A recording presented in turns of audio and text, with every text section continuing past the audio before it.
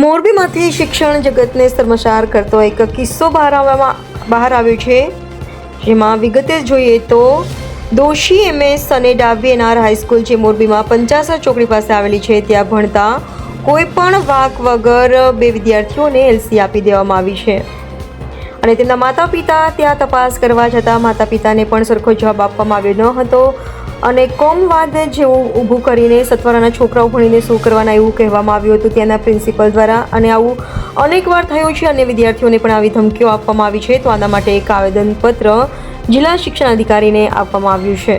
NN news Morbi. Issue છે કે sir T તમે કઈ બાબતે દીધી? વિદ્યાર્થી ધોરણ 11માં હતો ત્યારે ગેરશિસ્ત બાબતે એને અવારનવાર જાણ કરવા છતાં બીજી વખતે એને ગેરશિસ્ત કરેલું ત્યારે એના વાલીને જાણ કરી અને વાલી અહીંયા આવેલા છે. વાલી આવ્યા ત્યારે કીધું કે હવે કોઈ પણ પ્રકારનું ગેરશિસ્ત કરશે નહીં. ત્યારે આપણે એને વોર્નિંગ આપેલી હતી કે ભાઈ શાળાના નિયમોનું પાલન કરવું જરૂરી છે. એટલે શાળાના નિયમોના પાલન કરવામાં એ ઊણો ઉતરે છે, જેના કારણે એના વારંવાર પ્રશ્નો ઊભા કરે છે વર્ગની અંદર, અને એ વર્ગમાં પ્રશ્નો ઊભા કરે છે. એના કારણે એને ગયા વખતે 11મા ધોરણમાં પણ વોર્નિંગ આપેલી હતી અને 12મા ધોરણમાં અત્યારે પાછો આવ્યો ત્યારે એને પાછા આવા અશિસ્તના પ્રશ્નો ઊભા કરે છે.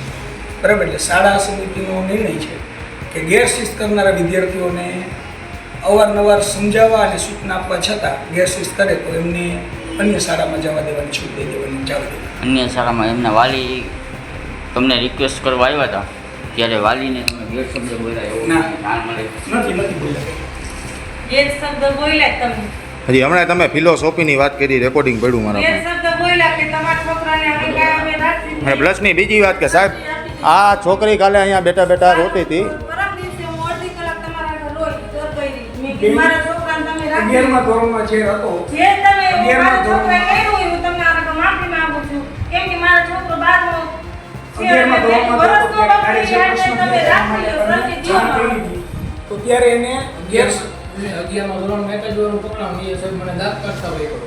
બાકી બીજો જો હવે વાક હતો મને 11મા ધોરણમાં એને ગેરશિસ્તના પ્રશ્નો ઊભા કર્યા હતા. ગેરશિસ્ત કાંઈ ને દાંત કાઢ્યા એમાં. ત્યારે એને જાણ કરી અને જાણ કર્યા પછી એના વાલી પાસે એને કીધું હતું કે આ વારંવાર ગેરશિસ્ત ઊભું કરે છે, ક્લાસ ડિસ્ટર્બ કરે છે અને ક્લાસ ડિસ્ટર્બ કરે તો બાકીના વિદ્યાર્થીઓનું બગડે. ક્લાસ ડિસ્ટર્બ કર્યો જ નથી. બરાબર. એના કારણે એને ગયા વખતે સમજાવ્યું હતું, વોર્નિંગ આપેલી હતી, વાલીને બોલાવ્યા હતા. વાલીએ પણ કીધું હતું કે હવે પછી આની ક્યારેય ફરિયાદ આવશે નહીં. તેમ છતાં એને વારંવાર ક્લાસમાં ફરિયાદ આવવાના કારણે અત્યારે એને શાળામાંથી મુક્ત કરવામાં આવે છે.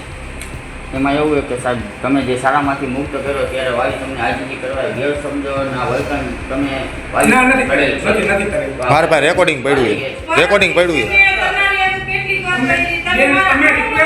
હવે તમે બેન કઈને બોલાવો સાહેબ અત્યારે.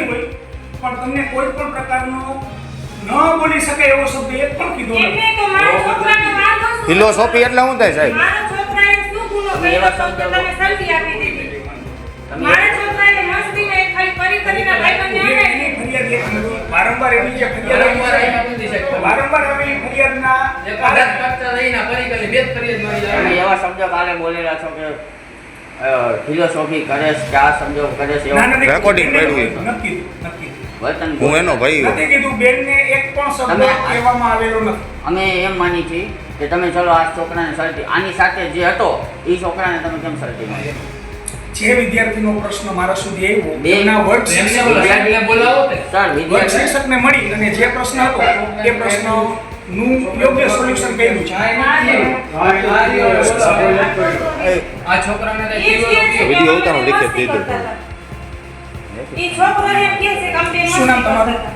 દીપકભાઈ સોનગરા NN ન્યૂઝ ચેનલમાંથી સર ટૂંકમાં કોઈ અપશબ્દ બોલેલ નથી, એટલે તમને ખોટું ગેરસમજ થાય કે તમારા સુધી પૂરી માહિતી ન પહોંચી હોય તો આટલું તમે ધ્યાનમાં રાખજો. આ વિદ્યાર્થીને તમે સલટી દીધી તો બીજા વિદ્યાર્થીને તમે કેમ ના દીધું? ગેરશિસ્તમાં આવે તો એમની વાલીને જાણ કરવામાં આવે છે. મસ્તી નહીં કરતા સાહેબ. સામે